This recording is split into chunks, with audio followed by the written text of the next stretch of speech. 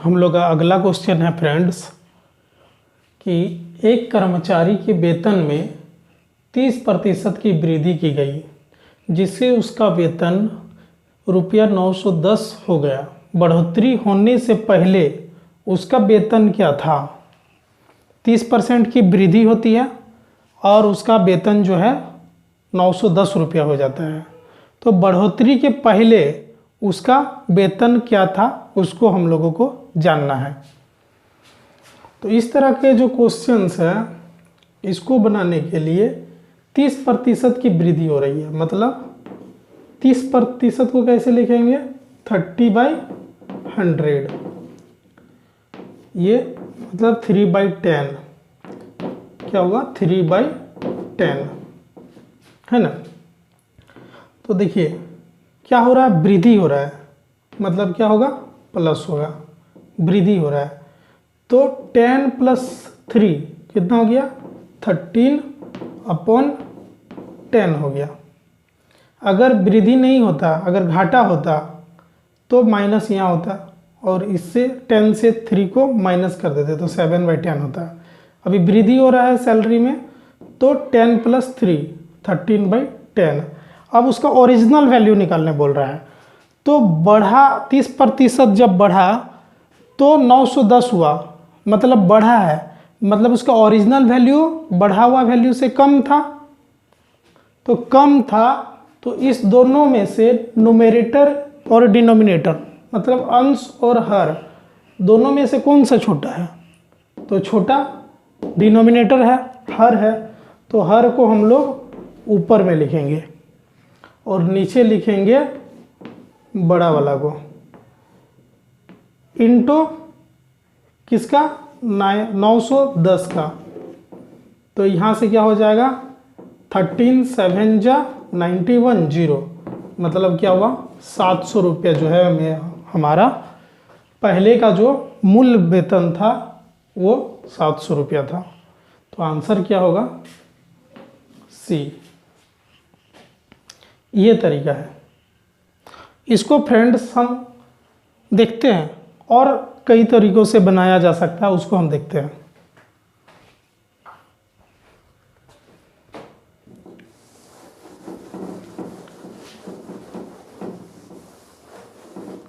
इसको फ्रेंड्स हम अगर चाहें तो और तरीकों से बना सकते हैं। जैसे मान लीजिए पहले सैलरी कितना था? 100 रुपया। पहले सैलरी कितना था? 100 रुपया। 30% बढ़ जाता है तो सैलरी कितना हो जाता है? 130 रुपया। तो जब 130 रुपया सैलरी हुआ है तब कितना वैल्यू है? 100 रुपया है ओरिजिनल वैल्यू। तो 1 पर क्या होगा ओरिजिनल वैल्यू? 100/130। तो 910 का ओरिजिनल वैल्यू क्या होगा? तो 910 का ओरिजिनल वैल्यू होगा 100/130 इंटू 910। यहाँ से ये कैंसिल, यहाँ से 7 टाइम्स में, यहाँ से कितना हुआ? 700। तो ऐसे भी इसको बनाया जा सकता है, ठीक है, लेकिन इससे वो कम समय लेगा। तो चूंकि कॉन्सेप्ट हम बोलते हैं तो ये कॉन्सेप्ट के लिए ये वाला चीज़ बताया। चूंकि वो वाला में कॉन्सेप्ट उतना नहीं समझ में आ रहा था तो कॉन्सेप्ट के लिए हम ये वाला चीज़ बताएं। और तरीक़ों से बना सकते हैं। ये 2 तरीका हो गया। थर्ड तरीका देखते हैं।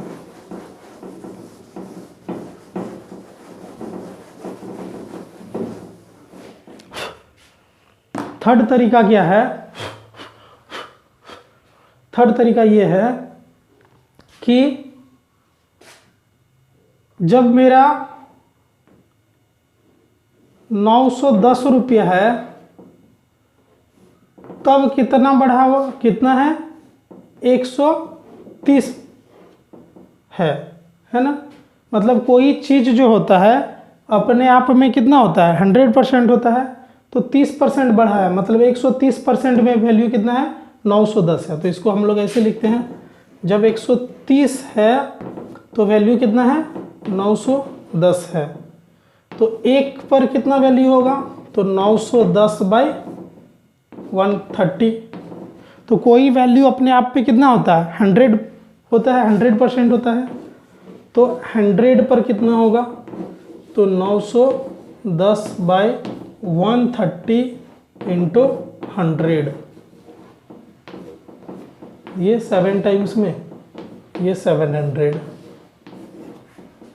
तो एक इस तरीके से बनेगा। और एक तरीका बताते हैं।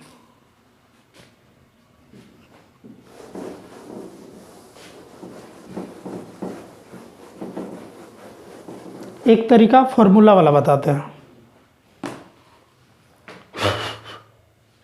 हम लोग फॉर्मूला यूज़ करेंगे, जो बेसिक हम लोग पढ़ते आ रहे हैं वही फॉर्मूला यूज़ करेंगे। बहुत ज़्यादा फार्मूला को यूज़ नहीं करेंगे, कम से कम चीज़ें को ऐसे करेंगे कि जिसको बार बार मेमोराइज करने का ज़रूरत पड़े, रटने का ज़रूरत पड़े, वैसे बहुत कम फार्मूला को हम लोग रखेंगे। जनरली जो हम लोग पढ़ते आ रहे हैं बचपन से, जो जनरल फार्मूला है, बस उन्हीं फार्मूलों को हम लोग यूज़ करेंगे। बहुत हम लोग फार्मूला को रटने में का काम नहीं करेंगे। तो amount is equal to P into 1, वृद्धि हो रहा है, वृद्धि हो रहा है, तो क्या लिखेंगे प्लस R अपॉन 100 के पावर n। अमाउंट अभी का कितना है 910, पहले कितना था प्रिंसिपल में हमको नहीं पता है, उसको निकालेंगे हम लोग। 1 प्लस किस रेट से बढ़ा है 30% अपॉन 100। ये कितना समय पे बढ़ा है ये नहीं दिया हुआ है, 1 ले लेंगे। 910 इज इक्वल टू P नहीं पता है हम लोगों को, यहाँ पे कितना हो जाएगा 10 1 जा 10 प्लस 3 13 अपॉन 10। 13 से यहाँ पे कितना टाइम्स में जाएगा 7 0, तो P इज इक्वल टू कितना हो जाएगा 700। P इज इक्वल टू 700, मतलब उसका मूल वेतन कितना था 700 था। तो फ्रेंड्स, अगर हमारा वीडियोस किसी सोसाइटी में अगर किसी को शिक्षित करने में अगर काम आ रहा हो तो हमारा वीडियो सब्सक्राइब ज़रूर करें, शेयर ज़रूर करें।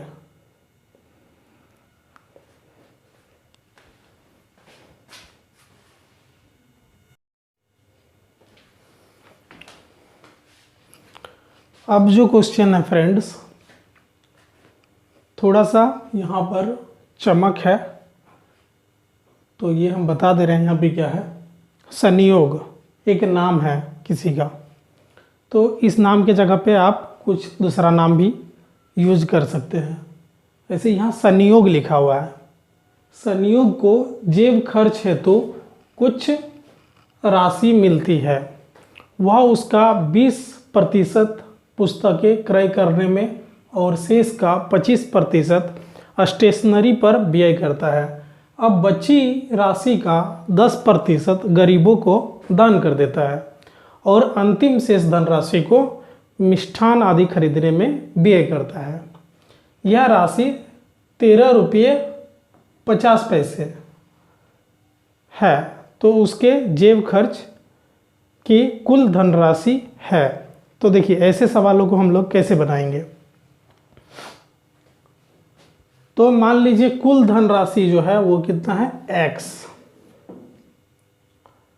अब क्या बोल रहा है, उस x का 20% पुस्तकें क्रय करने में, ठीक है।